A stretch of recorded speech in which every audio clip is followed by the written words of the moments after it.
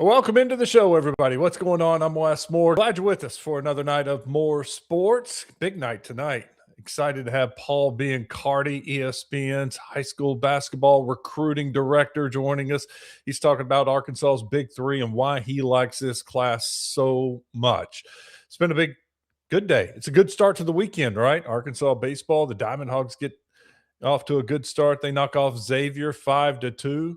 Gabe Gackle, Cole Gibbler shutting it down, 2 solo home runs, and still got to get the offense going. Not enough hitting, too many strikeouts, a little bit of a worry, but they get the win 5-2. Bats will heat up. I'm not panicking yet. We're going to talk some Arkansas basketball, the recruiting with Biancardi also. I've got an amazing stat on Missouri coming up a little later. You got to stick around after Biancardi. We'll talk about this Arkansas-Missouri game, and I'll give you my thoughts on that. I was just shocked when I saw Arkansas was a 10.5-point favorite, according to Bet Saracen. I was thinking Arkansas might be about a 5.5, 4.5-point favorite. So 10.5, wow, that blew my mind. Obviously, Vegas thinks at least the line setters think more highly about Arkansas in this game than I do. I just worry about the quick turnaround, the emotions after the double overtime loss. And Missouri's a weird team. I mean, sometimes Missouri looks really good, and sometimes Missouri looks really bad. I guess Vegas is expecting the bad Missouri team at Bud Walton Arena. We'll get more into Missouri here in a few minutes, but let's get this show started. Let's thank some of the sponsors. We start with Gwatney Buick GMC. Gwatney has been a big part of this show. They sponsor all of our guests. If you're in the market for a new vehicle, please go out to Gwatney Buick GMC, 5700 Road in North Little Rock, right next to Sam's Club. Easy to find. Tell them that I sent you. Tell them that you appreciate what they do for more sports. Now you want to pay it forward. Now's a great time to go to Gwatney Buick GMC. If you're upside down, they'll get you right side up with your payments. Bring your tax return information to Gwatney Buick GMC this month, and they will match it up to $1,000. Great deals. How about the 1500 Crew Cab Elevation model, 0% financing up to 20% below MSRP? If you'd rather get a Buick, they have the 2026 Encore Preferred or the 2026 Invista Preferred as low as $199 a month. 5700 Landers Road in North Little Rock. The website is GwatneyBuickGMC.com. GMC, we are professional grade. And I want to thank Centennial Bank. They provide the ticker at the bottom of the screen. I'll be ready to change that over to the Missouri score here soon and put up a better score, right?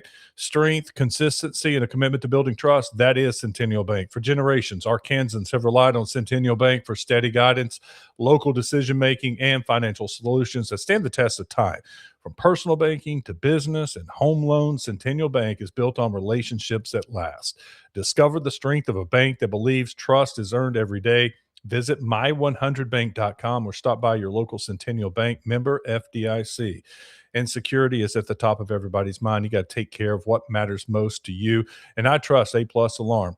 I've been using them for 20 years. They installed my alarm system and my camera system. From residential to commercial security, A+ Alarm delivers reliable protection you can count on. They truly are the key to peace of mind. Call them at 851-7587. Go to the website, aplusalarm.net. Let's get this show going. All Arkansas, all sports. It's more sports. Let's talk a little Razorback basketball recruiting. We got Paul Biancardi with ESPN joining us tonight. Hey, Paul, welcome into the show. How are you? I'm doing great, Wes. Thanks for having me.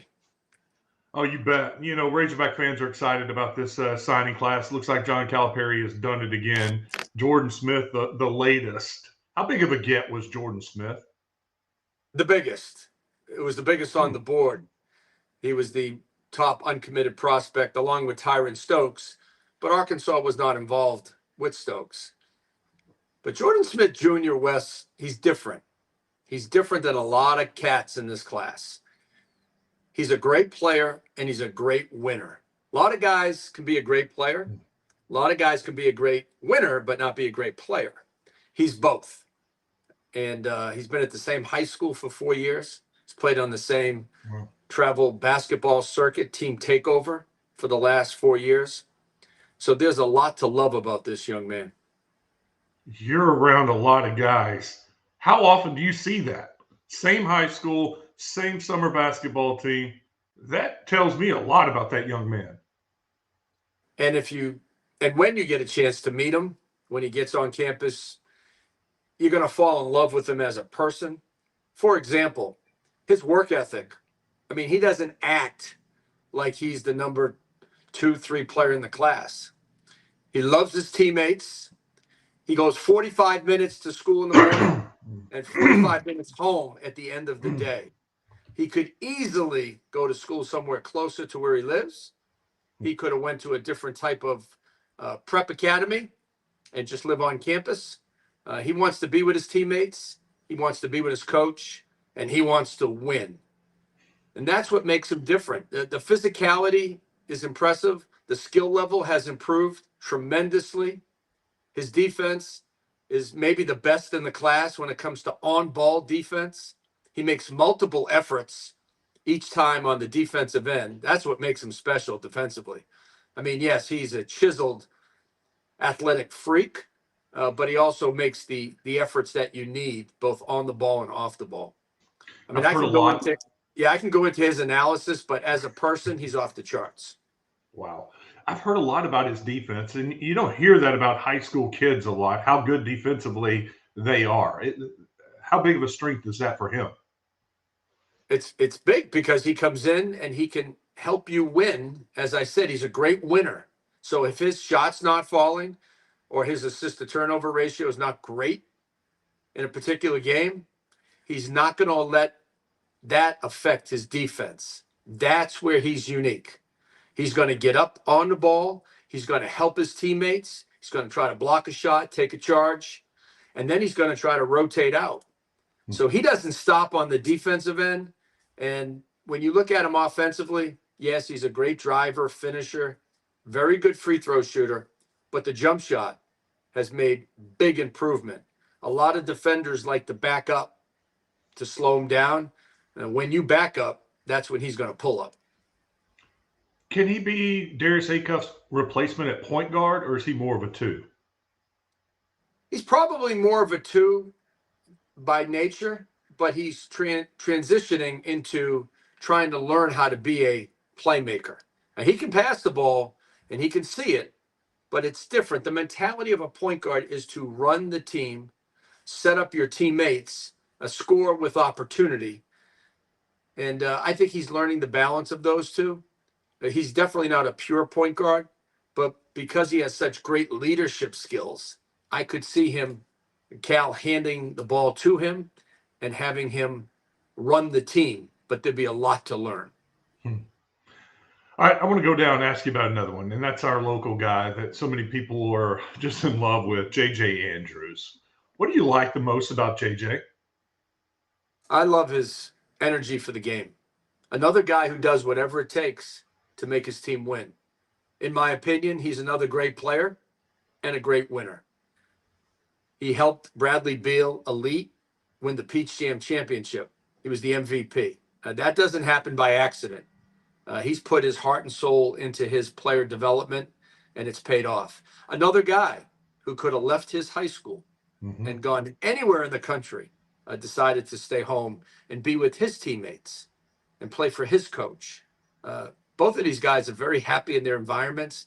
They understand the importance of being connected to a group of people versus just playing somewhere. And he's a guy that really has jumped out on my board early in his career.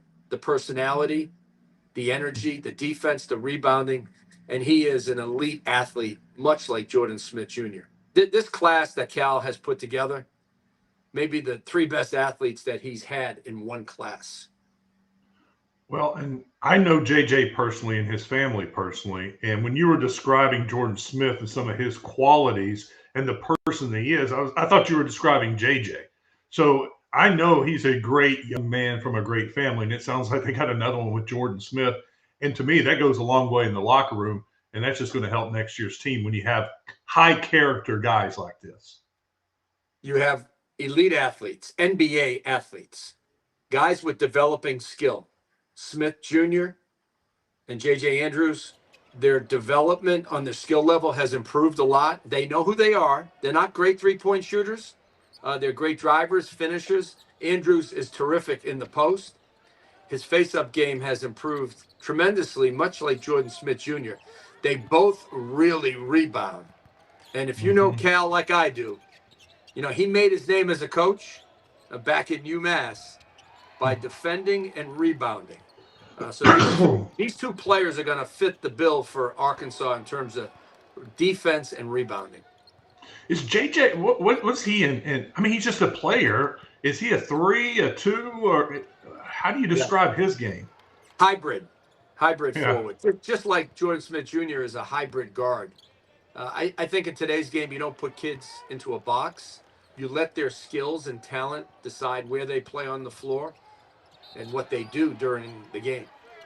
I don't think either one right now is a great shooter, but they have great work habits. So I know they're going to become better shooters percentage-wise. I would bet they'll start off in the low 30s and inch their way up. But they know that's not how they can beat an opponent. But if you leave them open in a game, they're going to make you pay. Does JJ remind you a little bit of Billy Richmond? His game, the slashing, driving to the basket, rebounding? Yeah, a little bit of Billy. I think he's a better defender at the same stage than Billy was in high school. Billy's made tremendous progress under Cal, just sticking with things, driving, scoring, playing his role. And I think that J.J. Andrews is going to be a as good or better version of a Billy Richmond. I saved Abdul Toure for last because I know how much you like him. I've read. You've been maybe his biggest fan for a while now. What do you like about Abdul? Was with him in Italy at the Adidas Euro camp for 4 days. I watched him practice, watched him play. Another guy who's not a great shooter, but much improved. His mid-range game stands out, and he understands that. He takes shots that he can make, but it's his athleticism.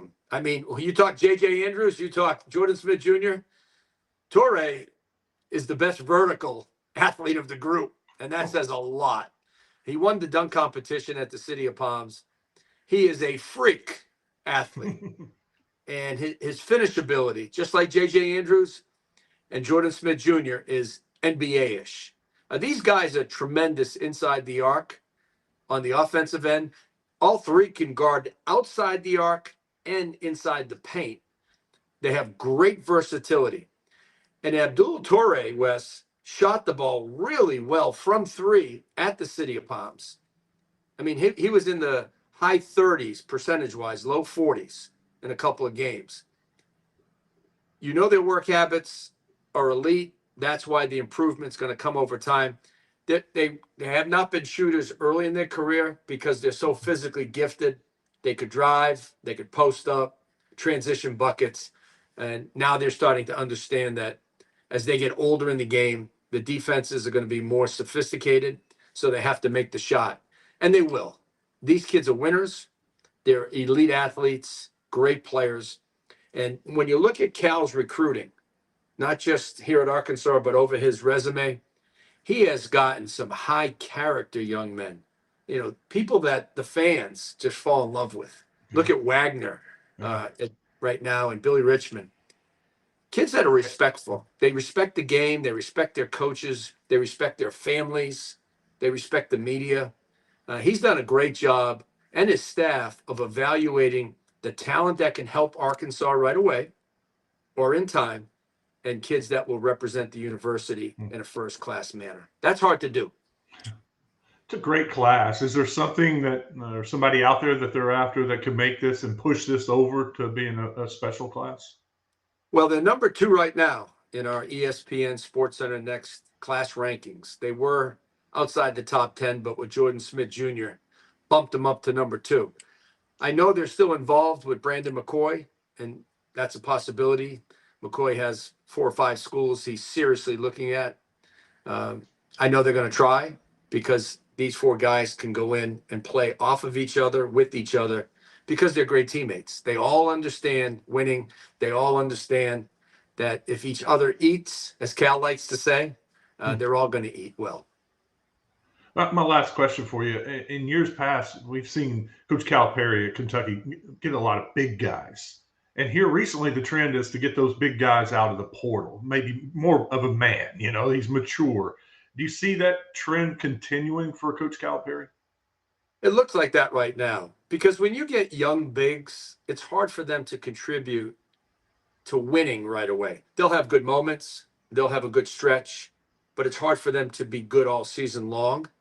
And usually the guys that Cal recruits, they're one of those type of players that they're good enough to help you, but they're also good enough to leave after 1 year. So you don't really get a high return on a young big unless he's an absolute stud. And there's none left in the class right now. So it looks like the formula is to get the guards, the 5-star guards, the 4-star guards, the top 15, 20, 25 players in the class on the perimeter, and then go to the portal for those battle-tested big guys that have played either in the ACC, the SEC, any of the Power 4 or 5 conferences. Paul, awesome stuff. Thank you so much for your time. I really appreciate it. I had fun talking with you. Yeah, this is great. Let's do it again. Will do. Thank you, Paul. Have a great day. All right. Thank you, Wes. Strength isn't built by chance. It's built step by step, choice by choice. At Centennial Bank, we believe it's the everyday actions, done with care, done consistently, that lay the foundation for something greater. That's how we build trust. That's how we build strength. Let us help you create a strong financial game plan. When we work together, we win together. Centennial Bank, member FDIC. It's pretty strange how good the deals are at Gwatney Buick GMC, and tax time is the best time to trade, even if you're in the upside down. Get GMC Sierra with more power than a Demogorgon at 0%, Buick Encore or Invista at just $199. Plus, we're matching your tax return up to $1,000. No alternate dimension required. We're pulling you out of the upside down with supernatural deals this month at Gwatney Buick GMC, next to Sam's in North Little Rock.